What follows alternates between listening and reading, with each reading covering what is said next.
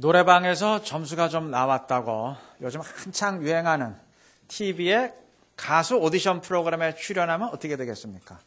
뭐 출연시켜 주지도 않겠죠. 근데 만약 출연했다고 한다면 망신만 톡톡히 당할 겁니다. 그건 무대의 차원이 다르기 때문입니다. 동네 축구의 경우 가끔 약팀이 강팀을 이기기도 합니다. 그런데 그 어떤 동네 축구팀도 국가대표팀은 못 이겨요. 그건 조금 더 잘하고 못하고의 차이가 아니고 아예 차원이 다르기 때문입니다. 엎치락 뒤치락 이기고 지는 것은 비슷한 차원에서의 이야기입니다. 아예 차원이 다르다면 굳이 겨뤄볼 필요도 없습니다. 플라이급 선수는 아무리 잘 싸워도 헤비급 선수 못 이기고 동네 개는 아무리 사나워도 호랑이 못 이깁니다. 그건 싸우기 전에 이미 승부는 결정이 된 겁니다. 바꾸어 말하면 가장 확실하게 이기고 승리하는 길은 차원이 다르게 성장해 버리는 겁니다. 국가대표 선수도 처음부터 국가대표는 아니었을 겁니다. 누구든 처음 시작할 때는 초보자였는데 시간이 지나면서 차원이 다른 선수로 비약적인 발전을 한 것입니다. 그것이 진정한 의미의 성장입니다. 진짜 성장은 같은 차원에서 조금 더 나아지는 게 아니고 아예 차원이 다르게 도약하는 겁니다. 남들보다 조금 더 빨리 뛰게 되는 게 아니고 남들 뛸 때 날아가게 되는 겁니다. 이거는 영적인 경우도 마찬가지입니다. 오늘 본문은 스데반 집사가 공회에서 재판을 받는 장면을 기록하고 있는데 그의 모습을 보면서 느껴지는 것이 무엇입니까? 일반 사람하고는 차원이 다르다는 겁니다. 6장 15절 말씀처럼 생명의 위협을 받는 상황 속에서도 그의 얼굴은 천사처럼 빛났습니다. 이 7장 전체의 내용처럼 자기에게 사형 판결을 내리는 공회 앞에서도 그는 조금 더 굴하지 아니하고 그리스도를 증거하고 그들의 잘못을 지적합니다. 60절 말씀처럼 그 돌에 맞아 죽는 순간에도 자신을 죽이는 자들을 용서해달라고 오히려 하나님께 간구합니다. 이거는 인간이 흔히 생각할 수 있는 수준이 아닙니다. 그의 영성은 차원이 달랐고 그러했기에 세상이 그를 감당할 수 없었던 겁니다. 사도들 역시 마찬가지입니다. 베드로는 공회가 두려워서 예수님을 배신하고 저주까지 했던 사람입니다. 그런데 그로부터 몇 달 뒤 사도행전 4장의 베드로는 바로 그 공회 앞에서 담대히 그리스도를 증거합니다. 그때와는 차원이 달라졌어요. 스데반이건 베드로건 처음 태어날 때부터 이랬던 것은 아닐 겁니다. 처음엔 다 똑같았지만 시간이 지나면서 어느 순간부터 비약적인 발전을 했던 것입니다. 여러분, 신앙이란 이처럼 차원이 달라지는 겁니다. 구원부터가 그렇습니다. 예수를 믿는다는 것은 죄로 인해 죽을 수밖에 없는 상태에서 조금 더 깨끗해진다, 그런 의미가 아니고 영생의 존재로 사람 자체가 달라지는 겁니다. 삭개오는 주님을 만난 뒤 돈으로 모든 것을 정당화하던 사람에서 돈을 초월한 사람으로 사람 자체가 변했습니다. 사도 바울은 예전에 스데반을 죽였던 사람이지만 본문 58절 말씀처럼 스데반을 죽이는데 앞장섰던 사람이지만 예수님을 만난 뒤에 주님을 증거하는 사람으로 180도 바뀌었습니다. 8장의 내용처럼 빌립은 사마리아 성에 들어가서 초자연적인 능력을 행하며 그곳을 복음화시키는 사람이 되었습니다.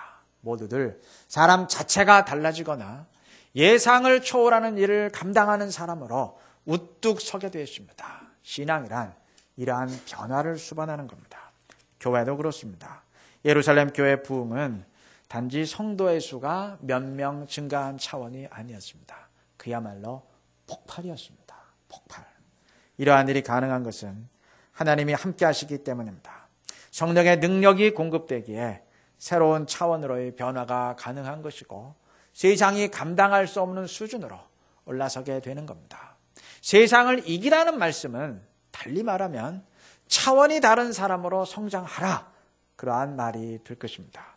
그러므로 교회의 역사엔 세상 사람들의 상식으로는 납득하기 힘든 부분이 분명 있어야 됩니다. 개인의 신앙 이력에도 차원이 다른 사람으로 변화된 흔적이 있어야 됩니다. 물론 순간순간 그것을 의식하지는 못했을지라도 훗날 되돌아볼 땐 전혀 다른 사람으로 바뀌어진 흔적이 있어야 됩니다. 만약 개인이건 교회건 모든 것이 상식적인 선에서 설명이 가능하다면 차원이 달라진 변화의 흔적이 없다면 그건 하나님이 함께 하시는 교회, 하나님을 힘입는 그리스도인이라 하기 힘들 겁니다. 그저 교회 다니는 사람의 모임일 뿐입니다. 여러분, 우리 모두 차원이 다르게 성장해야 될 것입니다. 다른 말로 하면 성령을 힘입어야 됩니다. 교회 생활에만 노련해지는 것이 아니고 영적으로 성숙해져야 됩니다. 교회 생활의 횟수만 쌓으면서 늙어가는 것이 아니고 성장해 가야 될 것입니다. 아이 때는 과자 하나 가지고 떼를 쓰며 징징대지만 어른이 되면 그런 거 가지고 징징대지 않습니다. 성장했기에 생각의 수준이 달라진 겁니다. 어찌 보면 우리가 지닌 모든 문제는 문제 자체 때문이 아니고 성장하지 못한 탓인지 모릅니다. 세상이 너무 무섭고 강하기 때문이 아니고 내가 너무나 연약하기 때문인지 모릅니다. 확실하게 이기는 길은 다른 차원의 사람으로 성장하는 겁니다. 세상을 확실하게 이기는 길은 우리가 차원이 다른 사람으로 성장하는 것입니다. 큰 폭으로 성장할 수 있기를 바랍니다. 그래서 세상을 확실하게 이기고 주님의 영광을 드러낼 수 있는 우리 모두가 되시기를 바랍니다. 이제 스데반을 재판한 공회원들을 생각해 보십시다. 산헤드린 공회는 그 유대의 최고 의결기관이자 또 사법기관으로서 대제사장, 제사장, 사두개인들, 서기관 등으로 구성이 되었는데 정치와 종교가 하나였던 당시에 이들은 유대 사회 최고 지도자들이었습니다. 이들은 예수님을 죽음에 몰아넣었고 오늘 본문에서 스데반 역시 제거했는데 표면적인 이유는 물론 스데반이 하나님을 모독했다는 것이었지만 더 중요한 내면적인 이유는 자신들의 권위가 도전받는 것을 용납할 수 없었기 때문입니다. 6장 13절 14절의 내용처럼 스데반은 성전과 율법을 모독했다는 이유로 고발을 당했는데 7장 전체의 내용을 보면 스데반은 성경을 인용하면서 당신들이야말로 성전과 율법을 오해한 자들이다 지적을 합니다. 선지자가 오리라고 예고하신 분을 너희들이 죽였다 날카롭게 지적을 합니다. 이들은 여기에 격분했습니다. 스스로 온전하다고 자부하던 자들이었기에 자신들에게 심각한 문제가 있다는 것을 인정할 수가 없었고 성경에 정통하다고 스스로 자부하던 자들이었기에 성경을 오해했다는 책망을 결코 용납할 수가 없었던 겁니다. 이들이 예수님에 대해서 이를 갈았던 이유도 마찬가지입니다. 마태복음 21장 31절의 내용처럼 주님은 이들을 향해서 세리와 창녀들이 너희보다 먼저 하나님 나라에 들어갈 것이다 라고 심하게 책망하셨는데 이들은 그처럼 자신의 권위와 자존심이 짓밟히는 것을 결코 묵과할 수가 없었던 겁니다. 공자의 제자 안회가 어느 날 물었습니다. 사람이 죽은 뒤에는 어떻게 되나요? 공자가 답변합니다. 이 사람아, 내가 이 땅의 일도 잘 모르는데 죽은 뒤의 일을 어떻게 알겠나? 이 이야기가 정말 사실이라면 공자는 참으로 솔직한 사람입니다. 여러분, 유명한 사람 가운데 나는 모른다 이렇게 실토할 수 있는 사람이 과연 몇 사람이나 되겠습니까? 만약 공회원들이 이러한 인격의 소유자였다면 하나님의 구원 역사는 크게 달라졌을 겁니다. 로이드 존스 목사님이 이런 말을 했어요. 나는 이미 그리스도인이다 라는 생각만큼 그리스도인이 되는데 큰 장애가 없다. 자신에게는 아무 문제가 없다고 생각하기에 그리스도에게서 그만큼 멀어져 있는 것이다. 정확한 말이라 생각합니다. 병이 있음을 인정해야 의사를 필요로 하듯이 자신의 죄와 문제를 인정해야 이를 해결할 분을 바라보게 되는 겁니다. 나의 연약함을 인정해야 능력 주시는 자를 찾게 돼 있고 나를 비워야 은혜로 채움받게 되는 겁니다. 총각내 야채 가게로 유명한 그 이영석 씨가 인생에 변명하지 말라 이러한 제목의 책에서 이러한 얘기를 했어요. 그 젊은 사람들 가운데 자기에게 이제 야채 장사를 배우겠다고 찾아오는 그 사람들이 많은데 제가 장사를 가르쳐 보니까 가장 가르치기 힘든 사람이 누구냐? 장사하다 온 사람이라고 합니다. 백지에 글씨를 쓰면 잘 보이죠. 근데 먹지에 글씨 쓰면 잘 보입니까? 안 보이잖아요. 이런 것처럼 차라리 장사에 대해서 백지인 사람은 하나를 가르치면 즉각 습득을 하는데 장사를 하다 와가지고 조금 아는 친구들은 좀 지적을 하면 저도 그거 아는데요? 하면서 생각을 굽히지 않는다는 거예요. 그렇게 잘못된 생각으로 장사를 하니 무슨 결과가 있겠느냐는 말입니다. 저자는 이 이야기를 하면서 뭔가를 배울 때는 내가 아는 것은 아무것도 없다. 이러한 자세가 첫 번째고, 두 번째는 나는 스펀지처럼 다 흡수하겠다. 이러한 자세라고 강조를 합니다. 영적 세계의 원리 역시 그렇습니다. 나를 비우고 백지 상태가 되어야, 내가 조금 아는 거 있어도 백지와 같은 그러한 심령을 지녀야 주님의 말씀으로 내 삶을 새롭게 써 내려갈 수 있는 겁니다. 내 자존심, 내 권위, 그거 다 가지고 신앙생활 하려니, 그거 다 가지고 주님 말씀을 들으려니, 그거 다 가지고 목회하려니 그 먹지에 글씨 쓰는 격이 되어버리는 겁니다. 물론 아는 만큼 보일 수 있어요. 그러나 경우에 따라서는 그 조금 아는 것 때문에 그거에 가려져 정말 중요한 게 전체가 안 보일 수도 있는 겁니다. 어느 시인의 내가 늘 모자라기를 기도합니다 라는 제목의 시가 있습니다. 내가 늘 모자라기를 기도합니다. 채워지면 교만해져서 당신을 잊을까 걱정이 됩니다. 당신께 늘 간구함으로써 모자람이 도리어 내겐 은혜가 되어 겸손한 마음으로 살고 싶습니다. 중간에 생략을 하고요. 내가 늘 비어있기를 기도합니다. 내 생각만 가득함으로 당신이 떠날까 걱정이 됩니다. 당신과 늘 동행함으로써 빈 가슴이 도리어 내겐 은혜가 되어 평강의 마음으로 살고 싶습니다. 그 뒤에 계속되는데 여기까지만 읽겠습니다. 이게 무슨 내용인지 다 짐작이 되실 겁니다. 나의 부족함, 빈 가슴, 그것이 도리어 은혜가 되는 것. 나의 연약함이 주님의 능력을 초청하는 계기가 되는 것. 그것이 진짜 신앙입니다. 물론 억지로 약해질 필요는 없어요. 그러나 아무리 내가 내세울 것이 많고 주장할 것이 많고 강해도 하나님 앞에선 어쩔 수 없는 존재임을 여실히 깨달아야 될 것입니다. 오직 주님의 은혜와 능력으로만 신앙생활할 수 있는 부족한 사람임을 깨닫고 어린아이처럼 주님을 의지할 수 있어야 될 것입니다. 그렇게 할 때 주님의 말씀이 살아있는 말씀으로 우리의 심령과 삶에서 역사하게 될 줄로 믿습니다. 오늘 본문에서 공회는 스데반이 성전과 율법을 모독했다는 죄목으로 재판을 하고 결국 돌에 쳐 죽였는데, 스데반은 이러한 고발에 대해서 성경을 인용하면서 답변합니다. 그는 아브라함으로부터 시작해서 요셉과 모세를 언급한 뒤 출애굽 광야 생활과 솔로몬 성전을 언급하는데, 이렇게 언급하는 성경 사실들 가운데 한 가지 공통적인 주제가 있습니다. 2절 말씀처럼 하나님은 아브라함이 메소포타미아, 즉 갈대아 우르에 있을 때 그에게 나타나 말씀하셨고, 9절 말씀처럼 요셉이 애굽에 있을 때 그와 함께 하셨고, 33절의 증언처럼 모세가 미디안 광야에 있을 때 그에게 나타나셔서 그곳을 거룩한 땅으로 만드셨습니다. 여기서 공통적으로 암시되는 게 뭔가요? 이들이 전부 이방 땅에 있을 때 이들에게 나타나시고 함께 하셨습니다. 즉 하나님은 어느 한 곳에만 임재하는 분이 아니고 모든 곳에서, 심지어 이방 땅에서도 나타나고 함께 하시는 분입니다. 다시 말하면 성전이라는 그 특별한 장소에만 묶여있는 분이 아니라는 거예요. 스데반은 이것을 분명히 하기 위해서 47절에서 솔로몬의 성전을 언급한 뒤에 바로 이어서 47절부터 하나님은 어디에나 계시는 분이기 때문에 사람들이 만든 성전을 필요로 하지 않는다는 이사야 66장 1절을 인용합니다. 자, 이러한 이야기를 할 때 스데반의 목적이 무엇일까요?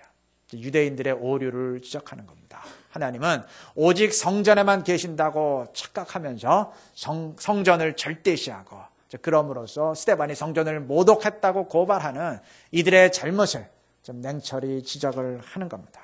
성전을 모독했다는 죄목으로 나를 고소하고 재판하고 있는데, 사실은 당신들이 성전과 율법에 대한 말씀을 오해한 것이다. 이러한 지적입니다. 물론 이러한 지적에는 예수님이 성전과 율법을 완성하신다는 그런 전제가 깔려 있는 겁니다. 여러분, 예수님이 성전을 완성하신다는 믿음이 성전을 모독하는 것인가요? 예수님으로 인해서 성전의 유효 기간이 끝났다는 말이 하나님에 대한 반역이 됩니까? 공회인들은 그렇게 생각해서 스데반을 돌로 쳐 죽였는데 과연 그러한 것입니까? 여러분, 진정한 성전 중심의 신앙이 무엇일까요? 하나님이 성전을 주신 목적이 있어요. 그 목적을 이루는 거 아니겠습니까? 성전의 제사는 그리스도의 십자가 제사를 바라보는 모형입니다. 그럼 무엇이 진정한 그 성전을 완성하는 성전 중심의 신앙이겠습니까? 예수님이 오셨음에도 성전의 양식을 계속 고집하는 것이겠습니까? 아니면 예수님 안에서 진정한 제사를 드리는 것이겠습니까? 율법도 마찬가지입니다. 갈라디아서의 말씀처럼 율법의 목적은 사람을 그리스도에게로 인도하는 겁니다. 그러면 무엇이 진정한 율법 중심의 신앙이겠습니까? 예수님이 오셨음에도 율법의 조항을 계속 고집하는 것이겠습니까? 아니면 율법의 목적대로 그리스도를 붙드는 것이겠습니까?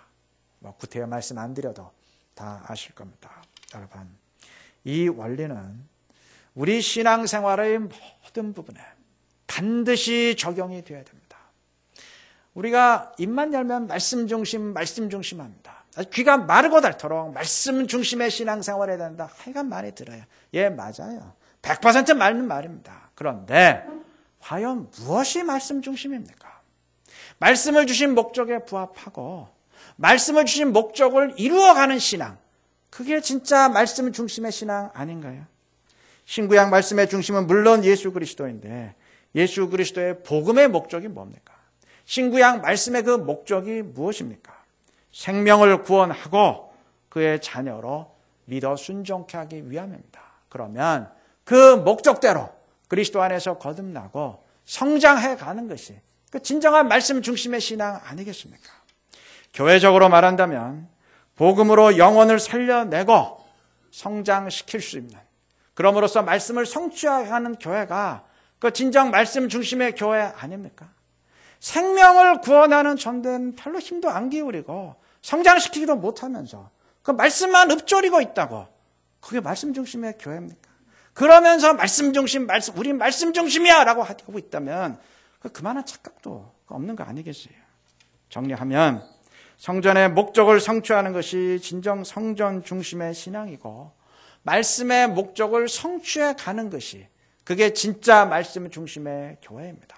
이러한 관점에서 볼 때 서두에서 말씀드린 것처럼 차원이 다른 사람으로 변화되는 것이 곧 말씀 중심의 신앙입니다. 구원이건 성장이건 이게 차원이 다르게 변화해 가는 것이기 때문입니다. 우리 말씀 중심의 신앙, 말씀 중심의 교회를 이룰 수 있기를 바랍니다. 이게 말씀만 읊조리는 우리가 아니고 말씀에 이끌리고 말씀에 따라 변화되고 말씀을 성취할 수 있는 우리 모두가 되시기를 바랍니다.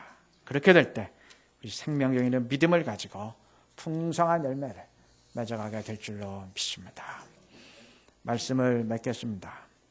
김훈 씨의 소설 흑산에 그 다산 정약용의 형인 정약종이 순교하는 그 부분이 있습니다. 그는 하나님의 존재를 부인하면 살려주겠다는 유혹에 극구 죽음의 길을 택합니다. 형장에서 위관이 묻습니다. 정약종, 너는 반가의 자식으로 태어나 어려서 소학을 배웠고 반듯한 인성을 갖추었을 터인데 어찌 그리 황잡한 것에 들려있는가? 너의 이른바 천주가 실제에서 세상을 주관하고 있음을 네가 과연 증명할 수 있느냐? 그가 답변합니다.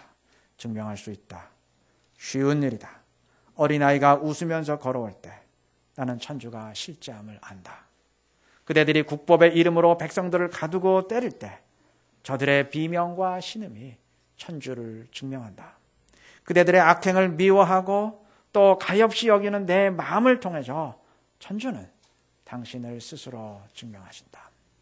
여기까지만 인용을 하겠습니다. 여러분, 그의 답변을 한마디로 요약하면 무슨 말인가요? 나는 어디에서나 하나님을 느낀다. 바꾸어 말하면 하나님은 어디에나 계신다. 그 얘기입니다. 이미 말씀드린 것처럼 오늘 본문이 증언하는 스데반의 답변 역시 한마디로 줄여서 말한다면 하나님은 어디에나 계시는 분이다. 그러한 증언입니다. 베드로의 오순절 설교엔 3,000명이 회개했으니 하나님이 함께 하셨던 것이 분명한데, 스데반의 설교엔 사람들이 이를 갈면서 돌로 쳐 죽였으니 하나님이 안 계셨던 것 아니냐라고 생각할 수 있지만 아닙니다. 하나님은 스데반의 순교 현장에도 함께 계셨습니다. 더 정확히 말하면 스데반과 함께 돌에 맞으셨습니다.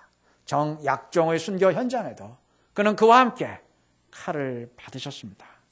그는 임마누엘의 주님입니다. 그가 언제나 나를 고난에서 꺼내주는 것은 아닐 수 있어요. 그러나 한 가지는 분명합니다. 그는 어떤 상황에서건 어디에서건 나와 분명히 함께 하시는 분입니다. 스데반은 성전과 율법을 못 오간다는 죄목으로 돌에 맞았지만 그 현장에서 그는 주님과 함께 했습니다. 성전의 목적이 제사와 더불어서 하나님을 만나고 함께하는 것이라면 그는 마지막 순간까지 성전의 목적과 일치하는 삶을 산 것입니다.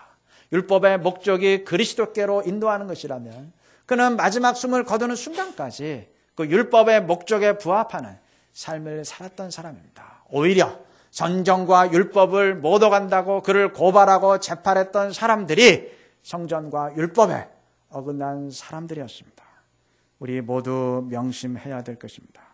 성전과 율법을 주장하면서도 실제로는 성전과 율법에 어긋났던 이들처럼 우리 역시 입만 열면 말씀 중심 하면서도 말씀과 전혀 상관이 없을 수 있고 그리스도 하면서도 그리스도를 외면하는 삶을 살아갈 수 있는 것입니다.